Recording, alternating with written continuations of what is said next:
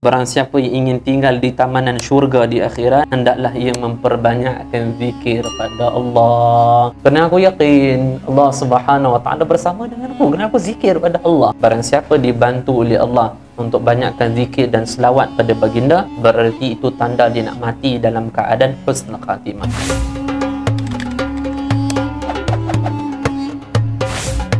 Jom sama-sama kami. Caranya mudah. Hanya klik join button. Terima kasih. Assalamualaikum warahmatullahi wabarakatuh. A'udzu billahi minasyaitonir rajim. Bismillahirrahmanirrahim. Nahmaduhu wa nusallimu ala rasulil karim. Amma ba'd. Alhamdulillah. Syukur pada Allah Subhanahu wa taala kerana kasih dan sayang daripada Allah pada kita sebagai hamba yang penuh berlumuran dengan dosa. Begitu sayang dan kasihnya Allah Subhanahu wa taala memilih kita untuk berada di dalam taman syurga. Permintaan, permohonan, pasrahan hati kita pada Allah ataupun pengharapan sepenuhnya hati kita pada Allah adalah moga-moga Allah Subhanahu wa taala sentiasa memilih kita untuk berada di dalam tamanan syurga, dan moga-moga Allah Subhanahu wa taala mengakhirkan kehidupan kita pun dalam keadaan kita tengah sibuk dalam keadaan beramal dengan amalan kebaikan, ataupun arti kata lain, moga-moga Allah taala mengakhirkan kehidupan kita dalam keadaan cita-cita keinginan kita iaitu husnul khatimah. Allahumma ja'alna minhum, amin ya rabbal alamin.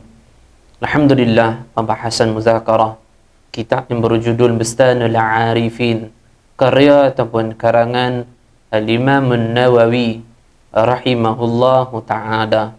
Iaitu Al-Imam An-Nawawi rahimahullah, seorang ulama yang tak asing lagi, memiliki ilmu dalam segala aspek, termasuklah dalam ilmu fiqahnya, ilmu hadisnya, begitu juga tak tertinggal pada ilmu tazkiyah ataupun ilmu penyucian rohani.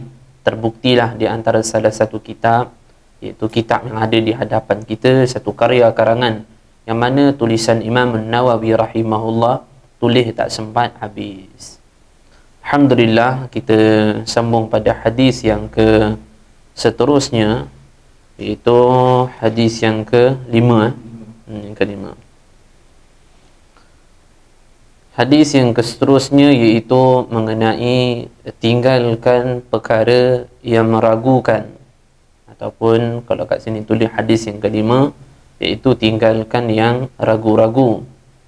Bersesuaian jugalah dengan hadis yang sebelum ni kita bahas, iaitu hadis yang kedua mungkin, atau hadis yang awal, iaitu meninggalkan perkara yang haram, apatah lagi juga begitu, iaitu meninggalkan perkara yang syubhat, iaitu tak jelas akan halal atau haramnya sesuatu itu, khususnya lah iaitu pada segi pemakanan kita. Bismillahirrahmanirrahim. Sebelum kita mulakan isi kandungan kitab ni ataupun seterusnya hadis yang kelima, diawalkan dengan bacaan Ummul Kitab ala hadnya Al-Fatihah.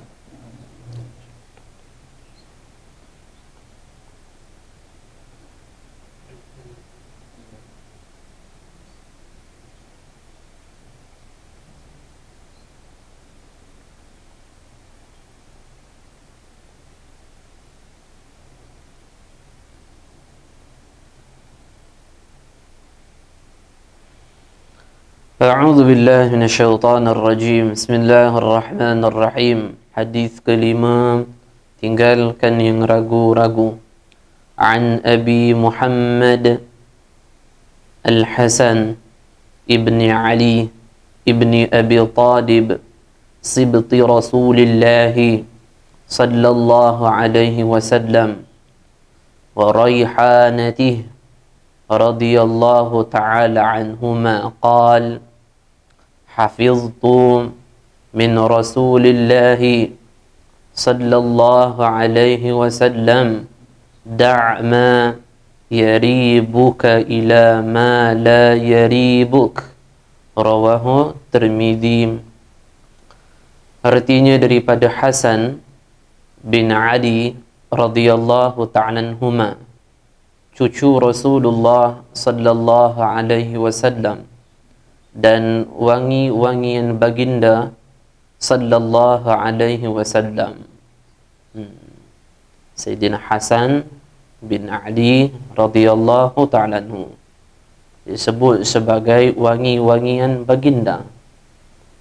Di antara baginda yang sayang cucunya iaitu Hasan dan Husain, paling baginda sayang. Pernah satu ketika baginda berhadapan dengan anak kecil ni, cucu baginda Hasan dan Husain tengah bergelut, menjatuhkan siapa, nak jatuhkan siapa, ataupun bergulat lah nak jatuhkan siapa. Kemudian Nabi SAW memberikan semangat antara Hasan atau Husain. Baginda memberikan semangat, ya Hasan, ya Hasan, ya Hasan. Kemudian datang Sayyidah Fatimah radhiyallahu anha, ya Rasulullah sallallahu alaihi wasallam, Kak Husain pula tak nak bagi semangat ke? Kata baginda, aku telah melihat Jibril alaihi salam ada di belakangnya tengah memberikan kata-kata semangat padanya. Maka Jibril telah membelahinya, maka aku belah kepada Sayyidina Hasan ini, masya-Allah. Dan baginda mengatakan, siapa membencinya mereka maka aku membencinya. Siapa yang menyayangi mereka maka aku turut juga menyayangi mereka. Berarti menyayangi mereka ini bukan kerana syiahnya kita, kan? Membuat bait-bait qasidah mengenai Hasan, Husain, ini bukan soal syiah, ini soal kasih sayang. Nabi sebut, siapa kasih sayang pada mereka maka aku kasih pula pada mereka. Dah kalau Nabi kasih, begitu juga pula Allah Ta'ala kasih kepada kita. Dan Nabi cukup sayang, iaitu Sayyidina Hasan dan Sayyidina Husain. Nah, ia berkata, yakni Sayyidina Hasan, aku telah menghafal daripada Rasulullah sallallahu alaihi wasallam akan sabdanya yang berbunyi, tinggalkanlah apa-apa yang meragukan engkau kepada apa yang tidak meragukan engkau. Maka jadi isu baru ni perihal apa tu, daging apa? Kretel apa ke? Kartel. Daging kartel. Mengenai akan halalnya daging tersebut. Maka di antara hujahnya, sekiranya mengandungi hati itu ada keraguan, maka tinggalkan tu lebih baik. Lebih baik tinggallah daripada makan takut jatuh pula pada haram. Seperti mana hadis yang sebelum ini kita bahas mengenai hadis yang syubhah. Begitu juga dalam apa-apa pekerjaan sekalipun, sekiranya ada peraguan pada pekerjaan tersebut, apa sekalipun, maka meninggalkan itu adalah lebih baik. Samalah, sebab kita tu nampak sangat kaki yang makan daging, sampai risau. Kita tak risau lah kan, sebab kita tak makan daging, jarang makan daging. Makan daging tu insyaAllah setahun sekali lah. Raya korban ni lah nak makan dengan kita-kita lah insyaAllah. Tapi orang lain tu senak, mungkin dia dah banyak telan daging jenisnya tu, maka dia pun dah pening pala macam mana ni. Kalau kita tak lah, tapi ayam pun nampak lah orang sembelih ikan kan. Lebih soal daging ni, wallahu'alam. Dan moga-moga Allah Ta'ala jaga semula kaum muslimin, orang Islam di seluruh dunia dan termasuk kita, daripada perkara-perkara yang haram dan begitu juga yang syubhah. Amin ya rabbal alamin. Hadis yang ke-6 seterusnya. Sebenarnya hadis ni dah kita bahas pada edisi pengajian sebelum-sebelum ni, iaitu kitab 40 hadis tasawuf. Alhamdulillah, kitab tersebut kita pun dah khatam. Lebih kurang 15 CD dah kot. Lebih kurang lah 15 CD, 16 CD macam tu. Nah, dalam 40 hadis tu, musannif ataupun muallif, pengarang kitab tu adalah letak mengenai salah satu hadis ni. Dalam 40 hadis tasawuf, ciri-ciri tasawuf ni di antara salah satunya iaitu meninggalkan sesuatu perkara yang tak berfaedah pada kita. Maksud tak berfaedah, ada benda yang lalai, tak ada manfaat urusan dunia dan juga akhirat kita. Hadis yang ke-6 di antara ciri keindahan Islamnya satu orang.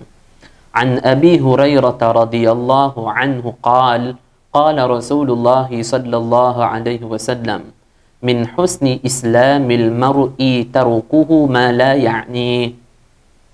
Rawahu Tirmidzi wa Ibnu Majah. Artinya daripada Abu Hurairah radhiyallahu taala anhu berkata, telah bersabda Rasulullah sallallahu alaihi wasallam. Perihal Abu Hurairah pun saya telah sebutlah. Kita pun boleh tengok rakaman, dalam rakaman pun ada cerita pasal Abu Hurairah radhiyallahu taala anhu. Telah bersabda baginda, sebahagian daripada tanda keindahan Islam seseorang ialah ia meninggalkan apa-apa yang tak berfaedah. Maksudnya sini, meninggalkan yang benda yang tak berfaedah, maksud dia meninggalkan satu perkara yang lalai. Dalam faedah ni, tak meninggalkan benda yang tak ada faedah, benda lalai. Begitu juga apatah lagi maksiat. Ini soal benda yang lalai juga. Sekiranya dia meninggalkan, dia tak amalkan benda lalai, maka indahlah atau baiklah kedudukan Islamnya. Dalam pembahasan hadis ini, dalam merujukan kitab Al-Imam Al-Ghazali rahimahullahu ta'ala, iaitu kitab karya beliau yang berjudul Mukashafatul Qulub.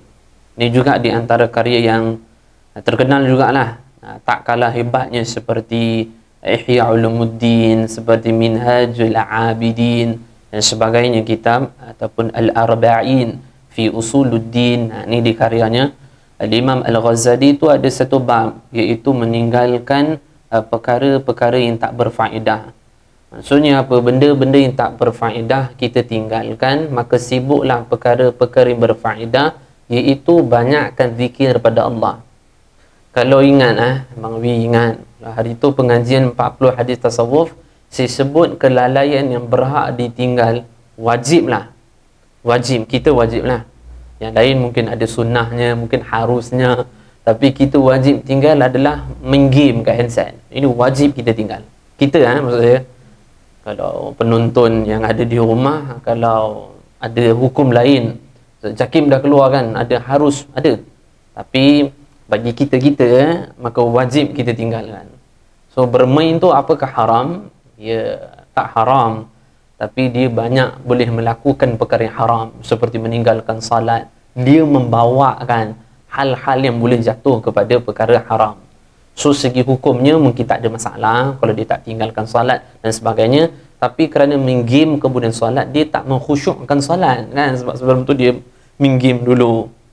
Maka di antaranya yang perlu lalai kita tinggalkan adalah menyanyi. Sekejap lagi saya sebut hadis-hadis Nabi mengenai satu orang yang sibuk dengan menyanyi. Sibuk dengan menyanyi tau. Maka apa kewajipan untuk kita tinggal? Apa ancaman Nabi bagi satu orang yang suka menghadiri konsert, menyanyi, festival apa ke, ada nyanyian, terbuka aurat, apakah ada ancaman Nabi? Apakah itu termasuk pada fitnah akhir zaman? Sekejap kita akan sebut. Tapi kita awalkan dulu dengan, iaitu memperbanyakkanlah zikir kepada Allah Subhanahu wa ta'ala.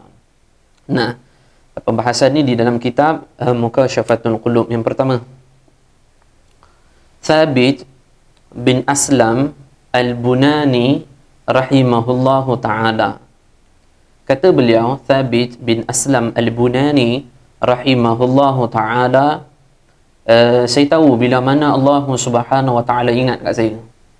Kata Thabit bin Aslam Al-Bunani di dalam majlis ilmunya, kata beliau, saya tahu bila mana Allah Subhanahu wa ta'ala ingat pada saya. Maka jemaah yang ada dalam majlis ilmu tersebut pakat terkejut. Uish, macam mana kamu tahu Allah Ta'ala ingat pada kamu? Adakah kerana maqamnya kamu tu sehingga kamu tahu, oh bila Allah Ta'ala akan ingat pada kamu? Maka katanya bukankah Allah Ta'ala sebut pada Al-Quranul Karim, ingatlah kepadaku, nescaya aku ingat kepada kamu. Berarti sekarang aku tengah ingat kepada Allah Ta'ala, maka Allah Ta'ala ingat kepadaku. Berarti maka aku tak salah ucapanku, kerana Allah sebut dalam Quran, barang siapa yang ingat kepadaku, maka aku ingat kepada kamu. Maka aku tengah ingat kepada Allah, maka Allah Ta'ala tengah ingat kepadaku. Berarti bila mana Allah Ta'ala ingat padaku, bila mana aku tu tengah ingat kepada Allah Subhanahu Wa Ta'ala. Yang kedua, Allah Subhanahu Wa Ta'ala berfirman, berzikirlah kepada Allah dengan zikir yang sebanyak-banyaknya. Berarti Kita tak jadikan perkara itu bid'ah lah. Sekiranya zikir la ilaha illallah 1000, zikir Allah 10,000 lebih. Ini mana dalilnya? Tak perlu tanya. Ni dalil dia, surah Al-Ahzab ayat 41, berzikirlah kamu dengan zikir yang sebanyak-banyaknya. Kan tak ada limit yang diletakkan oleh Allah Subhanahu wa taala. Maka kita sebagai hamba Allah yang sentiasa Allah pelihara kita, yang sentiasa tak putus-putus Allah beri nikmat, maka kewajipan bagi kita untuk sentiasa kita ingat kepada Allah Subhanahu wa taala. Moga-moga Allah Ta'ala sentiasa bantu kita untuk kita memperbanyakkan zikir atau mengingat kepada Allah Subhanahu wa Ta'ala. Kalau boleh kita tu sentiasa sibuk zikir lah.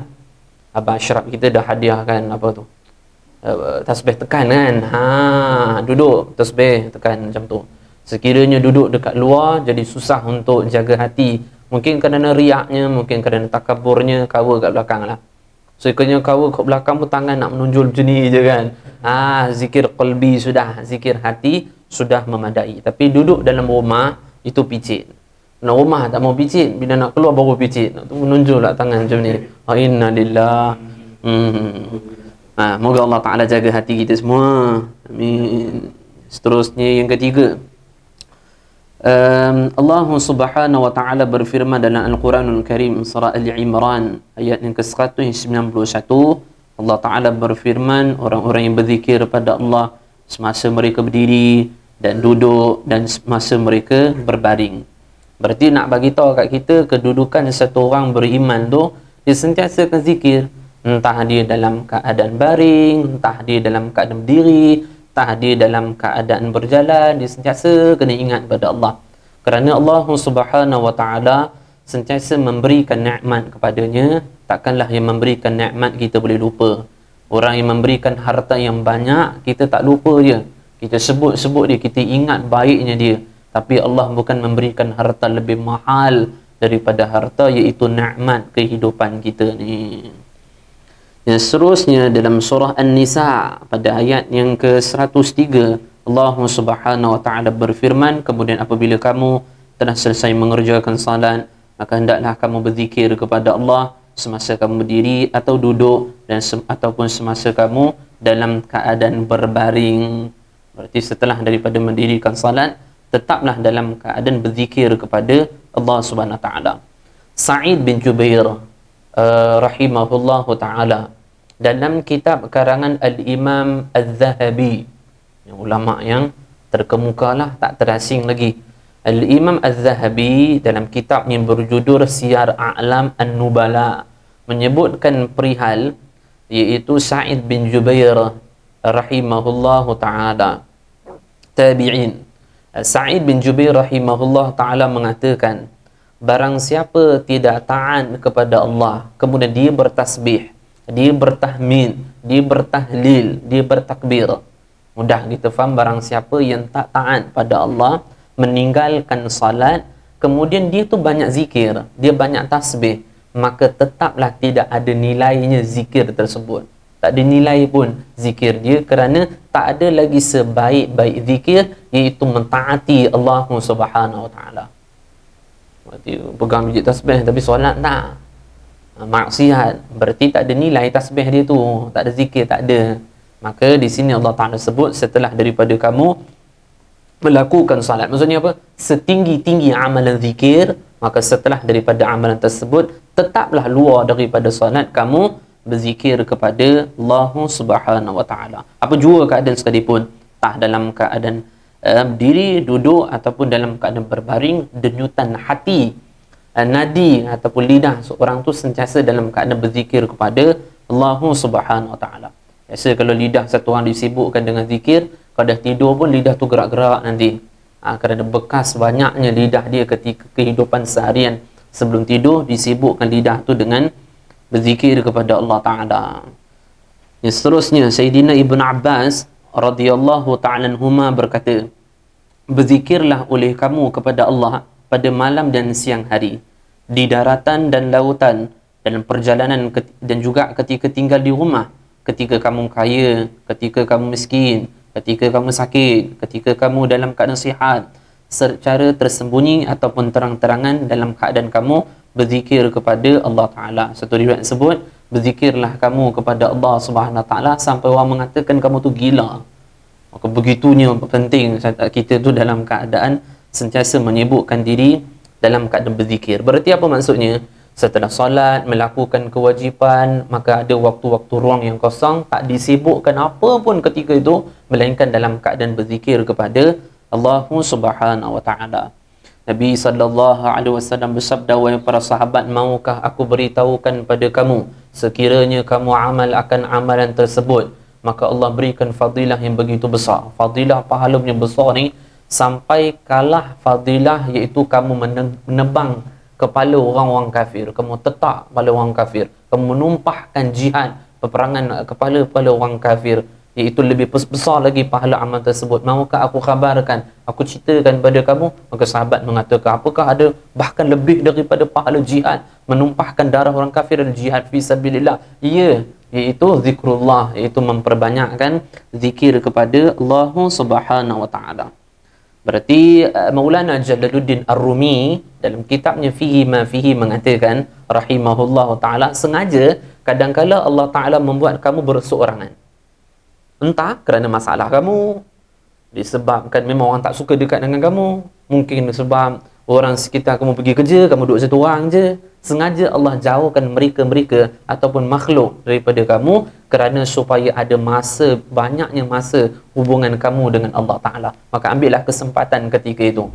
Bukan ambil kesempatan ketika itu tengok isteri tak ada, anak pun siapa pun tak ada, bolehlah tengok handset. Astaghfirullah, khianat dekat isteri dia, kesian dia, kan? Jangan tengok handset, jangan tengok Facebook, Instagram, apa Twitter, apa lagi, YouTube dan segala mak nenek itu, jangan.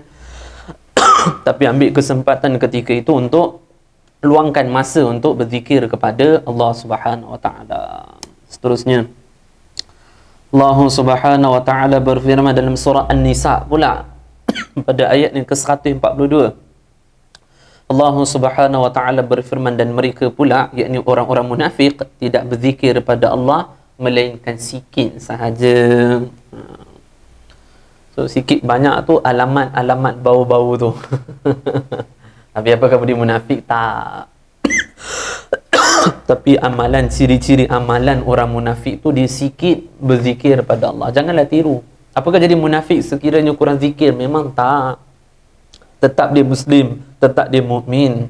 Tapi disebabkan kerana kurangnya zikir itu, ada mirip-mirip sikit lah, atau kita sebut tasyabbuh, ada menyerupai sikit kedudukan orang munafik, yang mereka juga zikir sebenarnya, tapi kedudukan zikir mereka tu dalam keadaan sikit ataupun pura-pura saja, sebab tu mereka dalam keadaan sikit.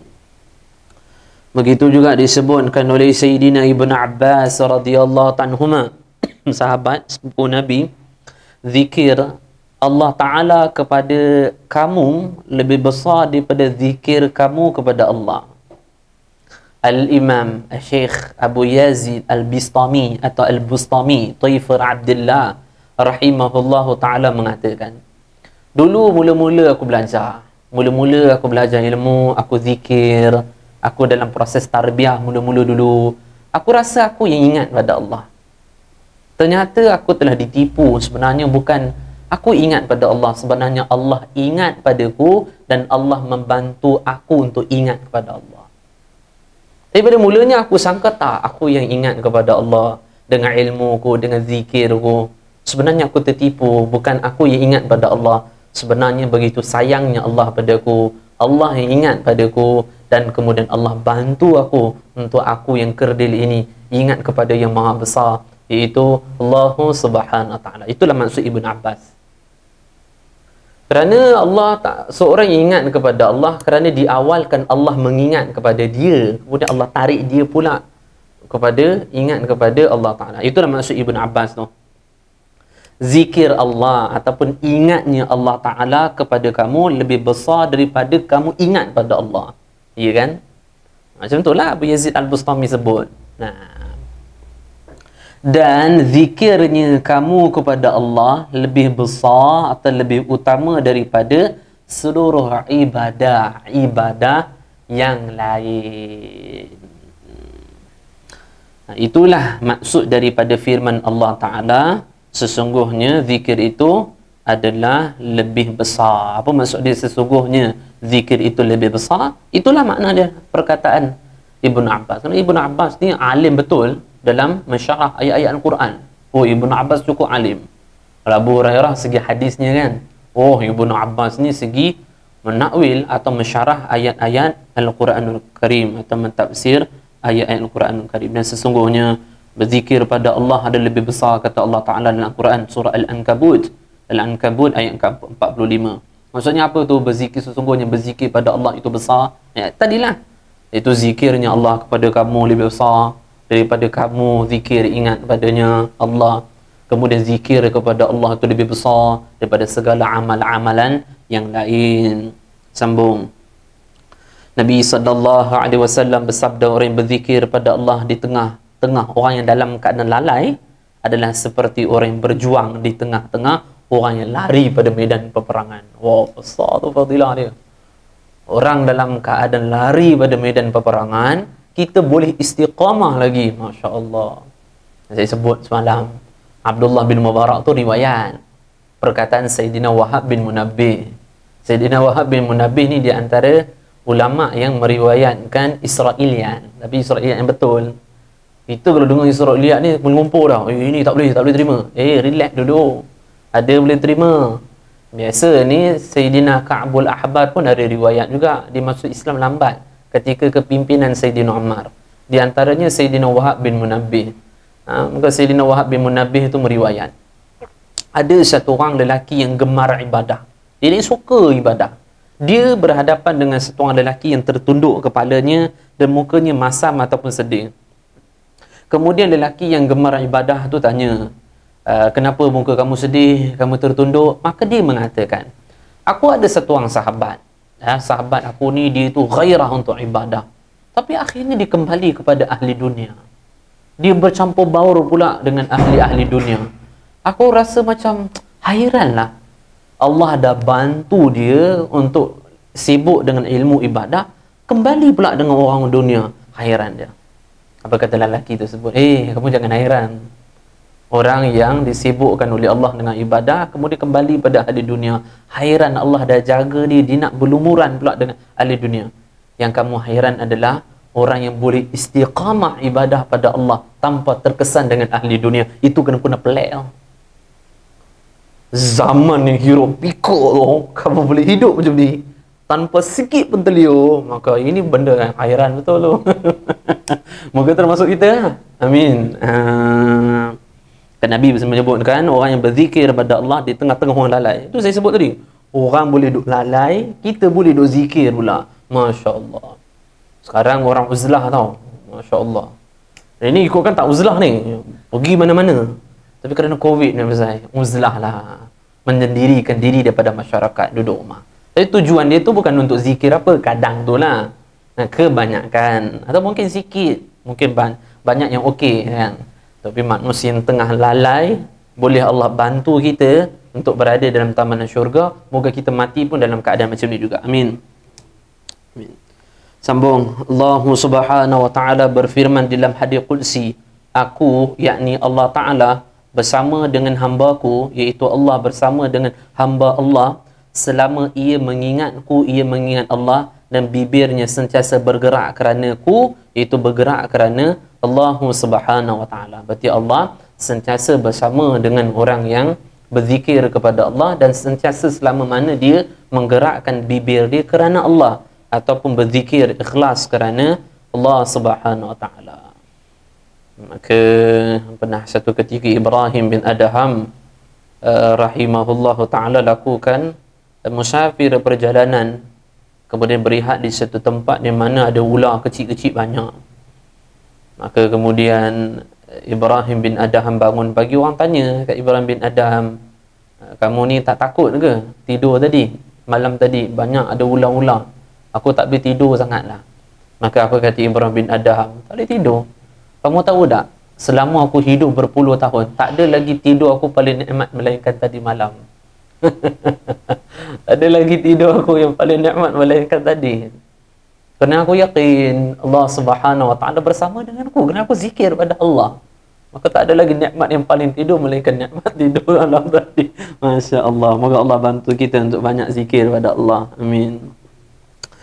Nabi SAW bersabda, barang siapa yang ingin tinggal di tamanan syurga di akhirat, hendaklah ia memperbanyakkan zikir pada Allah. Maksudnya kalau Allah, kita tengok diri kita dibantu oleh Allah untuk banyak zikir pada Allah, untuk alamat Allah nak letak kita dalam syurga lah. Syekh Yusuf bin Ismail An-Nabhani rahimahullah dalam kitabnya Fadilah Kelebihan Selawat, barang siapa dibantu oleh Allah, kata beliau Syekh Yusuf bin Ismail An-Nabhani, barang siapa dibantu oleh Allah untuk banyakkan zikir dan selawat pada baginda, berarti itu tanda dia nak mati dalam keadaan husnul khatimah. Moga termasuk kita semua, amin. Yang seterusnya, Allah Subhanahu Wa Taala juga berfirman di dalam hadis qudsi, barang siapa yang disibukkan dengan berzikir padaku, barang siapa disibukkan berzikir pada Allah Ta'ala daripada berdoa kepada Allah, barang siapa disibukkan berzikir kepada Allah berbanding berdoa kepada Allah, maka aku, yakni Allah, akan memberinya sesuatu yang lebih daripada yang aku berikan kepadanya jika dia berdoa kepadaku. Faham? Barang siapa yang berzikir padaku, barang siapa disibukkan daripada berzikir padaku, orang yang disibukkan berzikir pada Allah, tak ada masa nak ada doa kepada Allah, maka orang yang macam ni, kata Allah, aku akan berikan lebih lagi kepada dia berbanding dia ada masa untuk doa minta sesuatu kepadaku.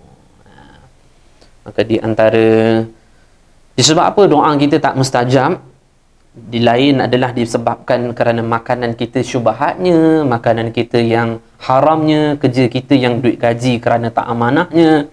Di antaranya adalah kita tu banyak lalai. Yang seterusnya, zikir terbahagi kepada dua. Kitab yang sama juga, Mukasyafatul Qulub.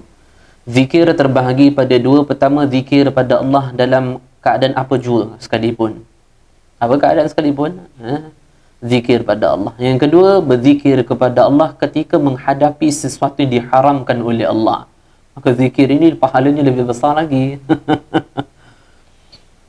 Berzikir ketika kaya mungkin senang, berzikir ketika miskin, oh senang. Dia minta amalan jumpa ustaz, dia kata, ustaz ada amalan tak bagi hilang kemiskinan, bagi duit banyak, oh kan, dia nak zikir kepada Allah. Kita pun bagilah amalan hadis demikian amalan, kan, baca surah Al-Waqi'ah dan sebagainya.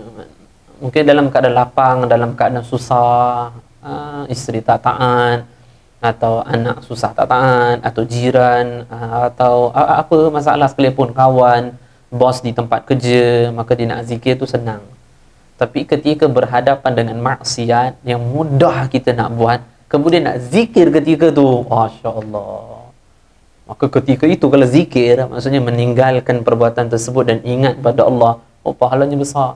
Dan dalam hadis yang sahih disebutkan, di antara tawassul, tiga orang sahabat yang masuk dalam gua, tersangkut dengan batu yang besar. Di antara salah satu tiga kan yang bertawassul dengan amalan meninggalkan maksiat, bertawassul dengan amalan meninggalkan perbuatan maksiat. Dia berhadapan dengan sepupu dia, nak buat dah, kemudian sepupu dia kata, ittaqillah, bertakutlah kamu pada Allah, bertakwalah kamu pada Allah. Tinggal itu dalam riwayat tu sebut, dia dah berada di celah paha tu dah, Masya Allah, nak buat, tapi perempuan ni sebut ittaqillah. Perempuan ni pun baik orangnya, bukan senang ketika moga Allah jaga kita semua.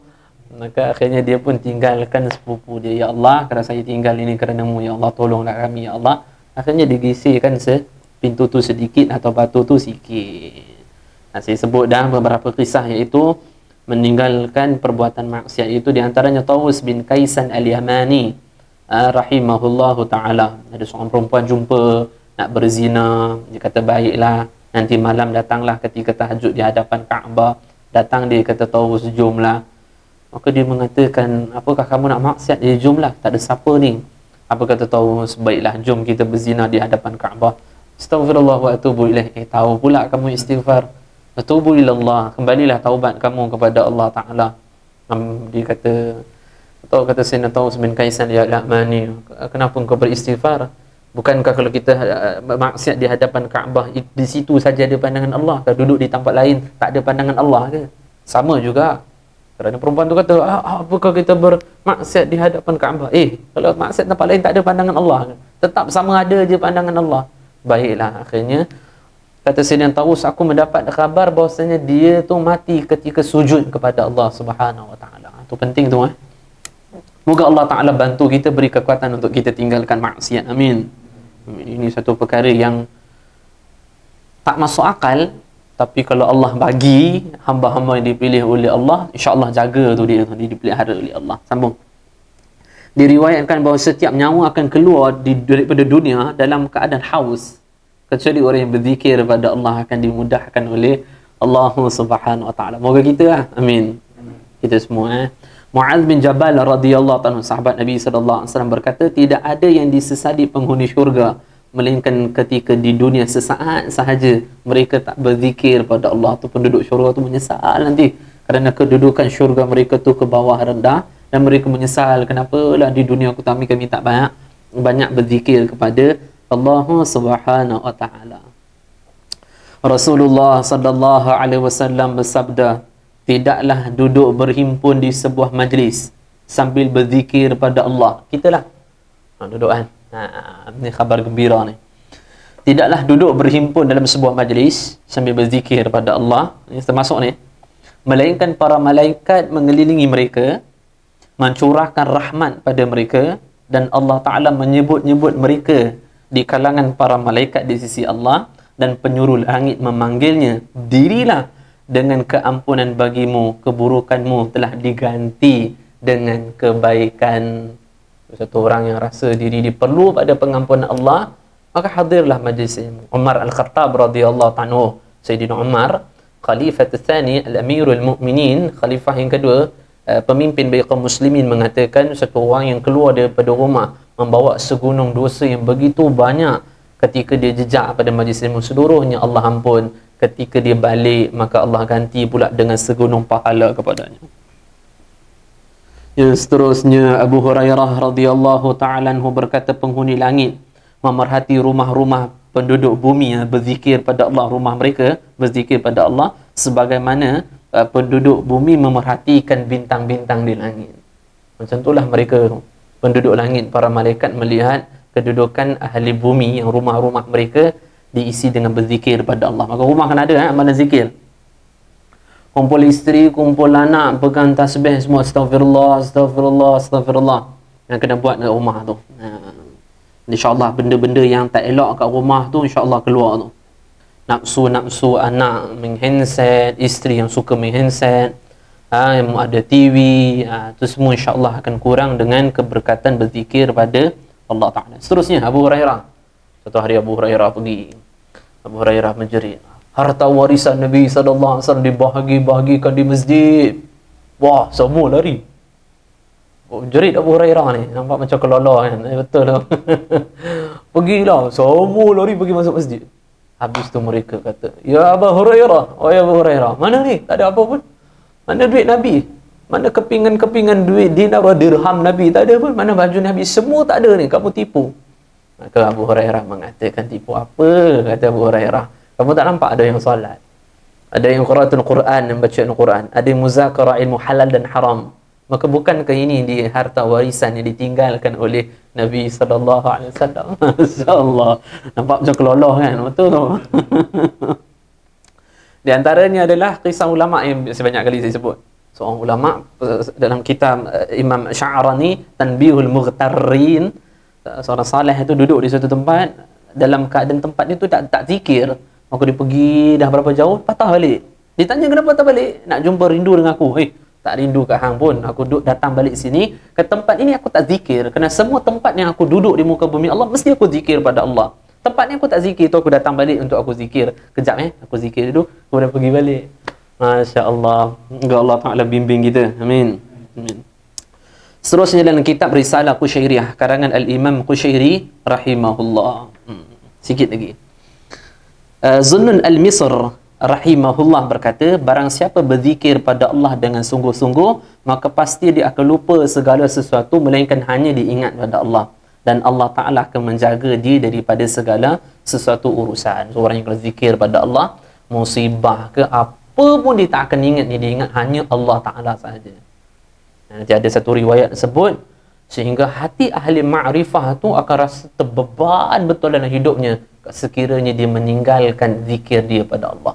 Dia rasa hidup dia tersempit dah, tak ada nilai. Yang seterusnya, carilah kemanisan hidup dalam 3 hal. Bang Wi, ingat tu tapi jangan sebutlah, saya sebut dulu. Carilah kemanisan hidup dalam 3 hal, iaitu dalam salat, zikir, qiraatul Quran, iaitu membaca Al-Quran. Barang siapa dalam 3 amalan tersebut tidak mendapat kemanisan setelah dia mengamalkannya, ketahuilah kedudukan hatinya dah mati. Saya zikir, kenapa tak ada rasa manisnya? Saya salat, kenapa fikir macam nak cepat-cepat habis je? Dan saya pun baca Al-Quran rasa macam biasa je. Baca Facebook, apa isu semasa lagi seronok. Kenapa jadi gitunya? Disebabkan hati dah mati. Apa amalan menghidupkan mati? Di antaranya adalah zikrul maut. Banyak mengingat mati, maka hati pun akan hidup. Yang seterusnya, barang siapa yang tidak merasakan penyesalan kerana kurangnya dia zikir pada Allah, maka dia tak akan rasa manisnya zikir pada Allah. Masya Allah, saya tu kurang zikir, ya Allah, kenapalah tak ada menyesal kan? Orang macam ni kalau zikir tu tak akan ada rasa manisnya. Kerana benda yang manis, saya tertinggal benda yang manis, menyesal lah. Benda yang manis, benda yang menyeronokkan, saya tertinggal. Maka nak bagi tahu kat sini, orang mukmin hatinya kedudukan sentiasa zikir pada Allah Ta'ala. Moga Allah bantu kita lah. Amin.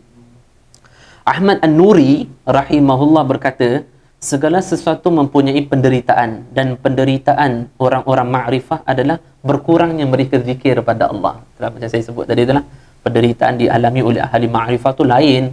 Penderitaan kita tu apa? Tak disanjung oleh orang, tak diperhati oleh orang, tak didekat oleh orang, tak dimuliakan oleh orang pada kita, orang tak suka dekat dengan kita, macam ada orang tu pandang kita macam dia dengan orang lain ada berumpat kita. Itu kita rasa penderitaan yang kita alami itu cukup-cukup besar.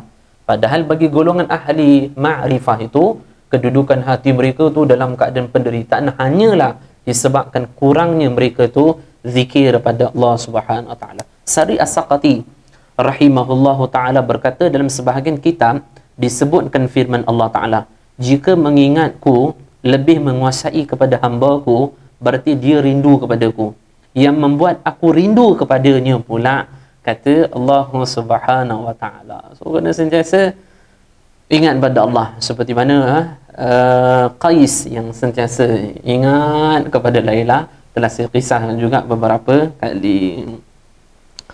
Yang seterusnya mengenai pentingnya satu orang tu memelihara hidup dia daripada banyak menyanyi. Bukan banyaklah menyanyi lah, senang cerita. Banyak sikit pun jangan. Tinggalkan menyanyi.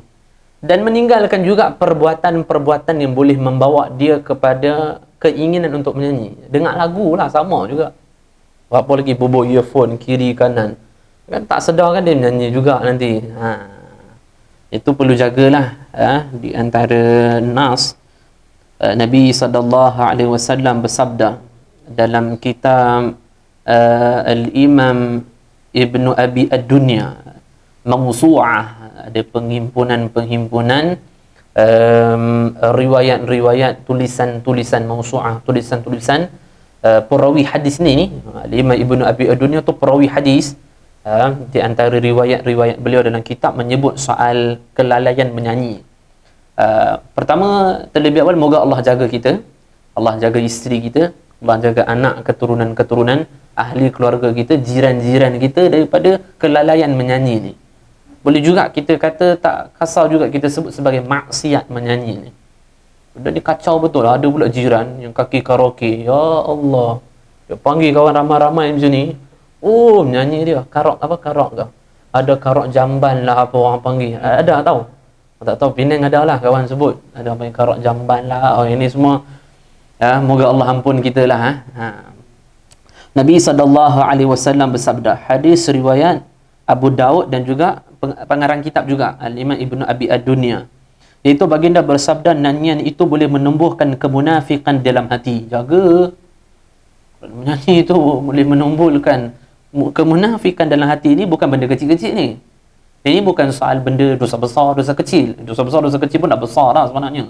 Dosa kecil pun dah besar, dosa besar terlampau besar dah. Apatah lagi kemunafikan. Itu jaga tu. Sebagaimana air menumbuhkan tanaman, sedangkan zikir itu boleh menumbuhkan iman dalam hati sebagaimana air menumbuhkan tanaman. Kenapa saya ambil zikir kemudian menyanyi? Kerana ada nasnya. Kerana setelah Nabi sebut soal nyanyian, Nabi sebut pula soal seorang itu berzikir kepada Allah Subhanahu wa taala. Yang seterusnya, Ibn Mas'ud radhiyallahu ta'ala anhu berkata, bila seorang menyanyi, menunggangi haiwan tunggangannya dan tidak menyebut nama Allah, maka syaitan akan bersama dengannya dan akan berkata kepada dia, menyanyilah dan berangan-anganlah kamu. Siapa menunggangi kenderaan tanpa menyebut bismillah, naik motor entah naik kereta tak bismillah, apa naik kereta pula lagi, aircon pula tanpa bismillah pula, itu biasa syaitan akan datang, nyanyilah. Dia buka pula entah apa punya channel radio tu, biasa dia ikut juga menyanyi. Dia nyanyi. Kadang radio tak bergerak, dia sendiri lidah dia bergerak, menyanyi apa entah. Tak pun dia akan berangan-angan. Setan akan buat dia berangan-angan. 10 tahun aku jadi apa nanti. Wah, bisnes aku maju, orang cium tangan aku, orang kenal aku, orang kan viral aku, kemudian aku buat sedekah nanti pada orang. Dan aku pun jadi wali juga. Kan. Padahal saat lagi nak isi dia mati dah tu. Alangkah baiknya ingat mati ketika tu. Nah, tapi kerana tak ada zikirnya pada Allah, kan dihasut oleh syaitan ketika itu. Seterusnya Nabi SAW bersabda, tidaklah seorang meninggikan suaranya. Tidaklah seorang meninggikan suaranya. Semua saya sebut hadis ini semua riwayat Al-Imam Ibn Abi Ad-Dunya. Baginda bersabda, tidaklah seorang meninggikan suaranya dengan nyanyian kecuali Allah akan mengirimkan kepadanya dua syaitan yang duduk di atas kedua bahunya. Duduk kat bahu dia macam budak kita buat tu. Akan duduk dalam keadaan dua syaitan tersebut akan duduk pada bahunya seraya mengetuk dengan tumit mereka di dadanya hingga dia diam. Biasa duduk macam tu lah. So kaki tu bang tang tang tang sampai dia berhenti, baru dia pergi lah syaitan tu. Masya Allah. Kalau zikir itu mendatangkan rahmat, ya, tidak mendatangkan malaikat bersama dengan rahmat seperti hadis tadi. Tapi kalau menyanyi, didatangkan syaitan bersama dengan kuncu-kuncunya pula nanti.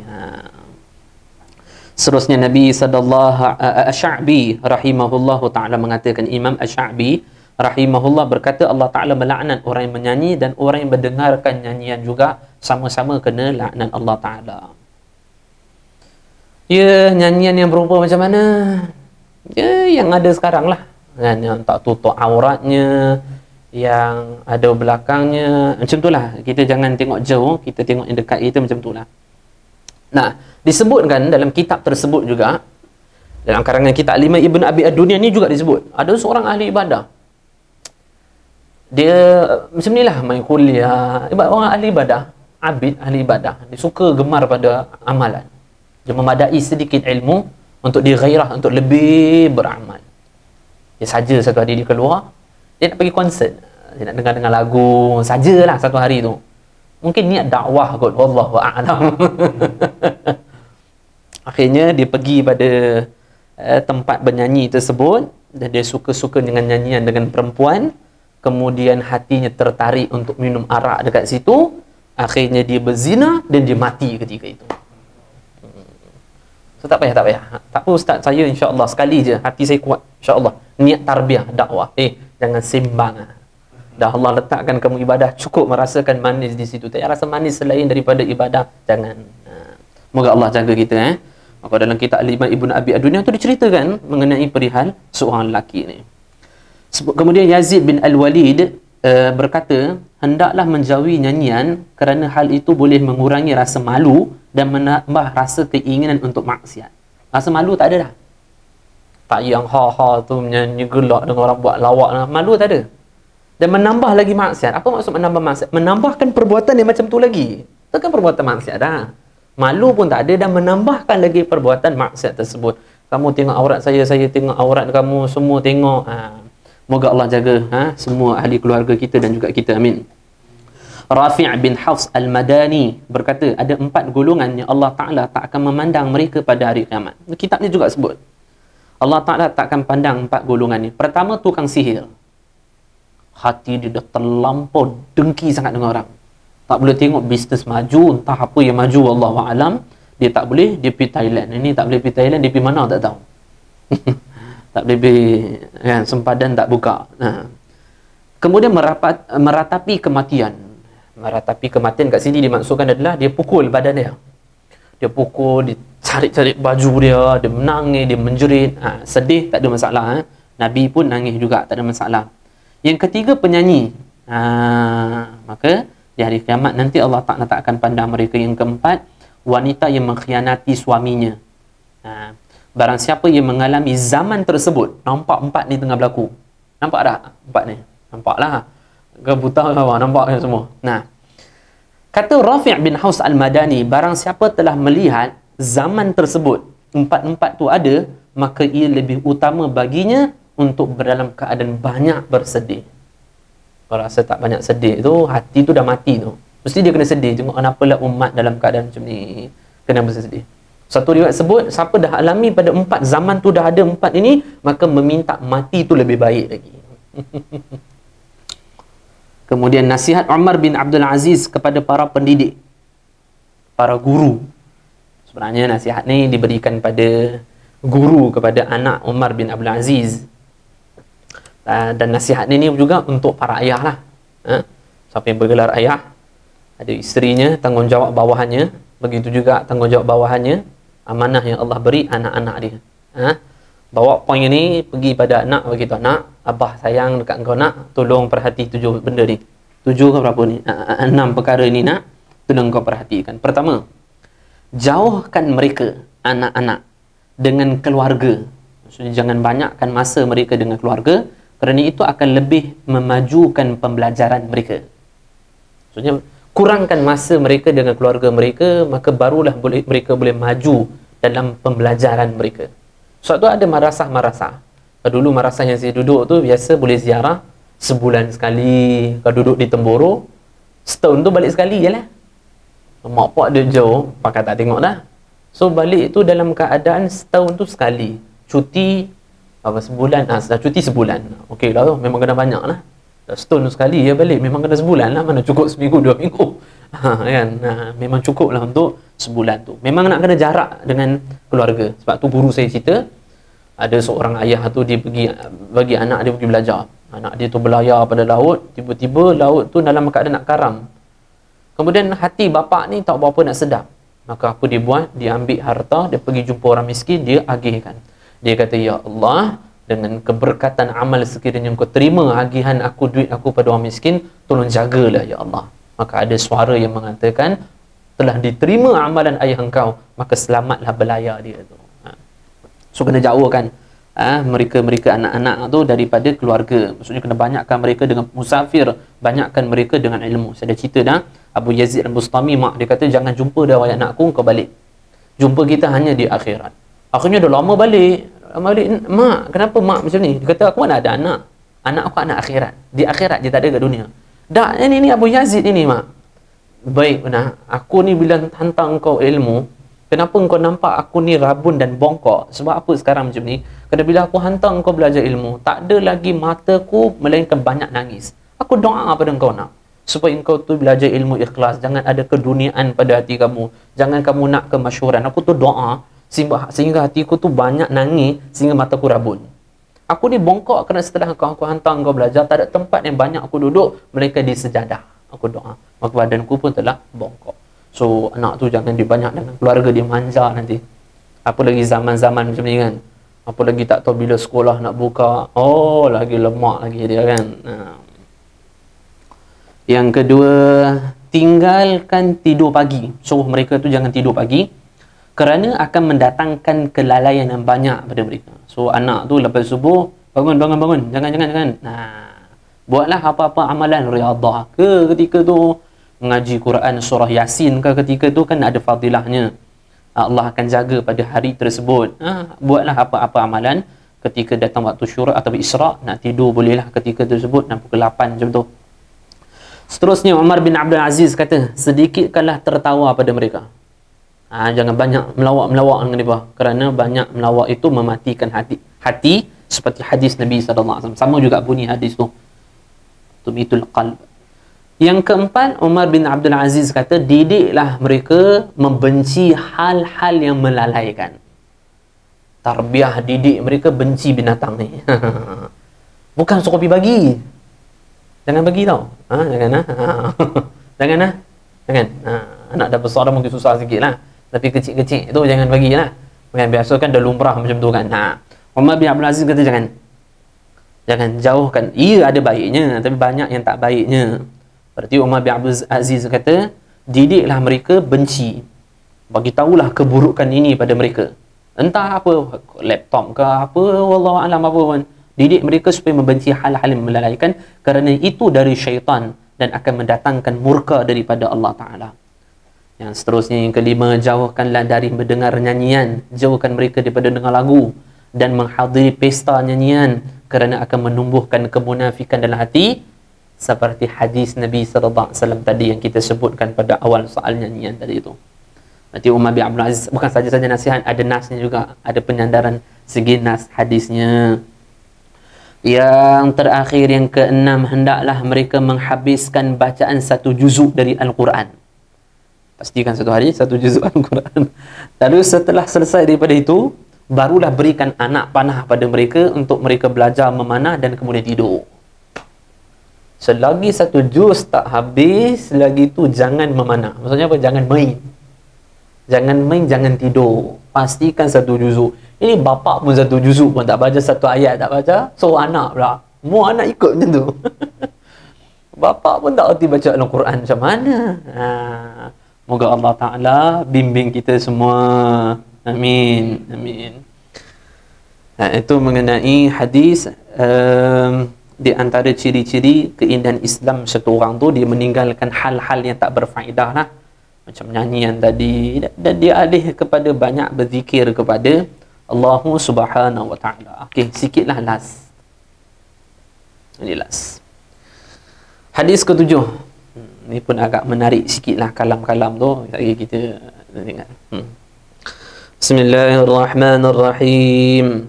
Hadis ketujuh, iman dan kecintaan sesama Muslim. Masya Allah, maksudnya iman pun ada terkait dengan pentingnya kecintaan hati kepada sesama orang Islam, sesama kita. Maksudnya dia nak bagi tahu penting kerana ada kaitan dengan iman. An Abi Hamzah Anas ibn Malik radhiyallahu ta'ala anhu khadimi Rasulillah sallallahu alaihi wasallam qala la yu'minu ahadukum hatta yuhibba li akhihi ma yuhibbu li nafsihi, muttafaqun alaih. Artinya daripada Anas Malik radhiyallahu ta'ala anhu, khadam Rasulullah sallallahu alaihi wasallam yang berkhidmat pada baginda. Baginda bersabda, tiada beriman ataupun tak sempurna iman seseorang di antara kamu sehingga ia mencintai bagi saudaranya apa yang ia cintai untuk dirinya sendiri. Dia mencintai sesuatu pada saudaranya seperti mana sesuatu itu dia cinta, untuk benda tu ada kepada dirinya. Nah, dalam kitab Imam Asy'arani rahimahullah, kitab Tanbihul Mughtarrin, disebutkan Abdullah bin Umar, anak Sayyidina Umar radhiyallahu ta'ala anhuma, berkata, harga sebuah rumah akan bertambah jika di sebelah rumah tersebut dapat jirannya, yang mana jiran tersebut jiran yang baik. Maka bertambahlah kebaikan pada satu rumah sekiranya sebelah rumah pun orang yang baik. So nak pindah rumah tu, tengoklah dekat dengan masjid, cari dekat dengan mana ada orang-orang soleh, kan. Cari rumah macam tu. Walaupun mahal sikit lah, tak apalah. Rumah tu dia mahal sikit. Apa kata zuhud? Tak apa. Zaman sekarang macam ni, lebihkan rumah duduk sebelah rumah tu orang soleh. Tak apa, kedudukan sekarang yang susah nak cari macam tu. Kita bukan duduk di zaman tabi'in, zaman sahabat. Aku takut, kata Abdullah bin Umar radhiyallahu ta'ala, aku takut kepada orang yang menghina aku. Aku rasa sedih. Aku rasa risau kepada orang yang mengumpat aku. Aku kesian dekat dia. Dan mereka tak mau menjawab salamku. Bila aku bagi jawab salam, mereka tak nak. Aku sedih dengan orang-orang macam ni yang bermusuh denganku, menyebabkan sehingga mereka berdosa disebabkan aku. Kesiannya pada mereka. Kerana akulah mereka ini jadi memiliki dosa tak nak jawab salam, iaitu dosa dalam keadaan mengumpat, menghina aku. Maka ada perasaan rasa sedih. Seorang kalau tak memutuskan silaturahim dengan kita, kita kalah lah. Tak apalah, kita yang pergi minta maaf. Dia yang salah, banyak cantik kita pula. Iya, tak apalah, banyak cantik pun merendah lah. So jangan rasa dia yang salah, jangan ada macam tu. Kenapalah putuskan silaturahim, kesiannya dekat dia. Jumlah kita pergilah, biarlah kita minta maaf kepadanya. Isteri pula kata, jangan abang, kita hak kita perjuangkan. Tak payahlah sampai rosak hubungan kekeluargaan dan hubungan silaturahim tu. Tak payahlah macam tu, kena rasa sedih lah. Biar kita kalah, InsyaAllah di akhirat kita nampaklah kedudukan tingginya kita. Yang seterusnya adalah mencintai orang Muslim dengan rasa kesian sekiranya mereka tu bermaksiat kerana kita. Saya cerita banyak kali, di antaranya kisah orang saleh yang pergi masjid, kemudian keluar kasut hilang. Kemudian ditanya, kenapa nangis? Orang saleh katanya, ya, kerana aku pakai kasut menyebabkan dia curi kasut aku. Kerana aku yang memudahkan dia untuk bermaksiat curi tu. Kalau aku tak pakai, dia tak akan bermaksiat curi.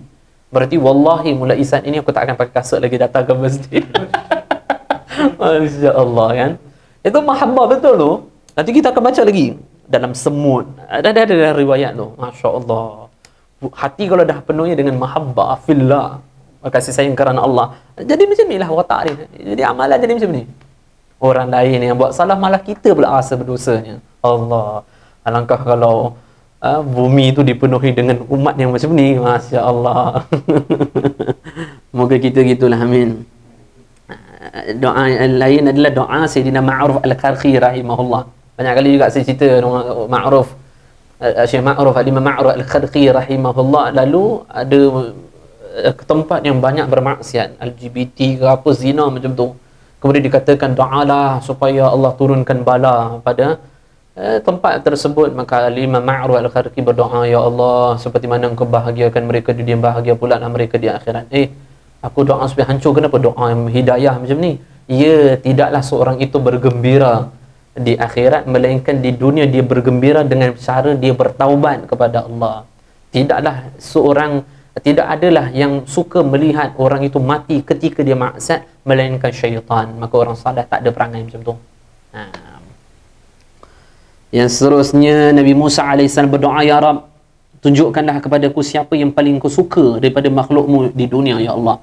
Maka kata Allah, ya Musa, aku menyukai seorang hamba apabila dia mendengar saudaranya sakit, maka dia turut merasa sakit ataupun sedih. Maka aku paling suka hamba yang sebegini, kata Allah pada Nabi Musa.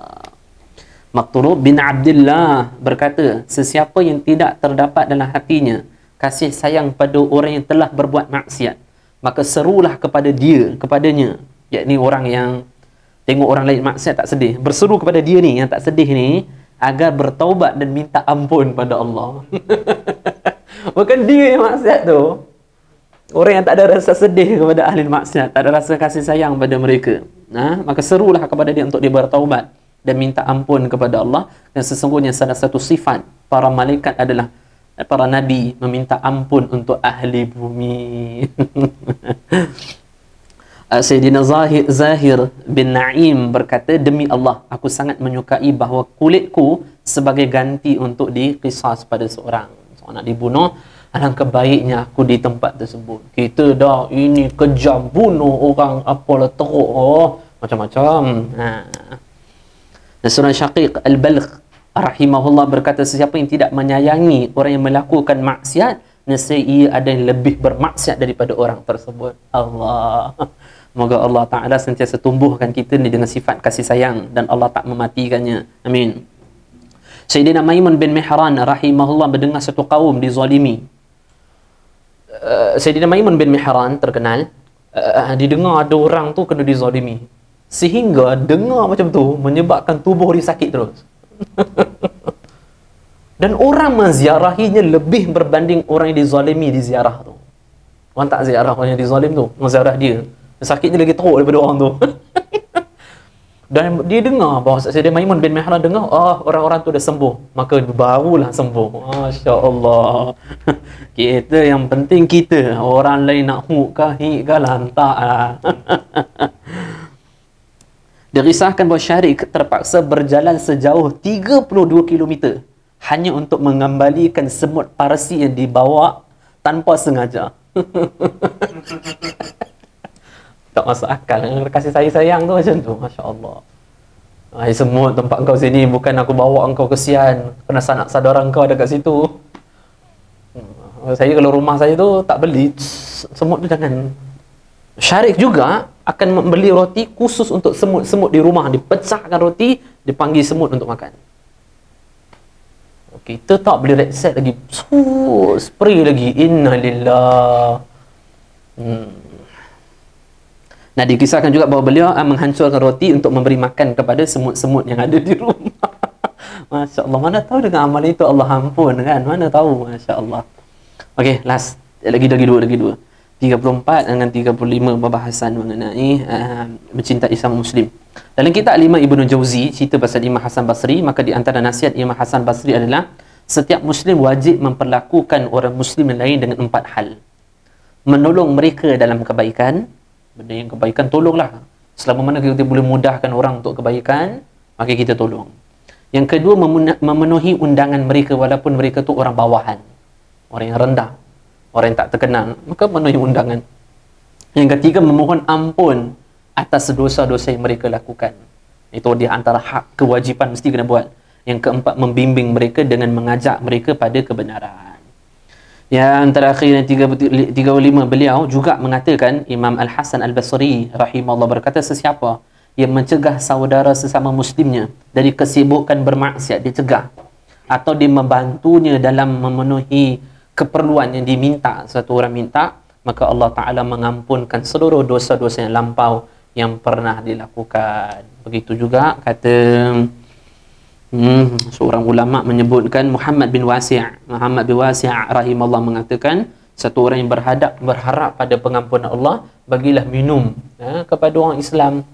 Kerana seorang pelacur, mohon maaf cakap, memberikan minuman pada seekor anjing, di situ ada pengampunan Allah. Bagaimana pula kamu memberi minum kepada orang yang ada tauhidnya, ada Islamnya kepadanya, maka lebih cepatlah mendatangkan pengampunan Allah Ta'ala kepada kamu. Nah, insyaAllah hadis yang akan datang kita sambung pula nanti pada muka surat hadis yang seterusnya ke-8 betul? Nah, hadis yang ke-8. Wallahu ta'ala a'lam bisawab. Wassalamualaikum warahmatullahi wabarakatuh.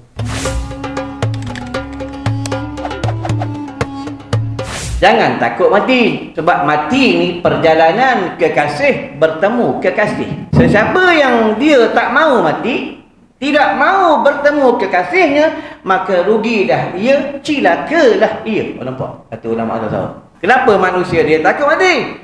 Sebab hubbud dunia.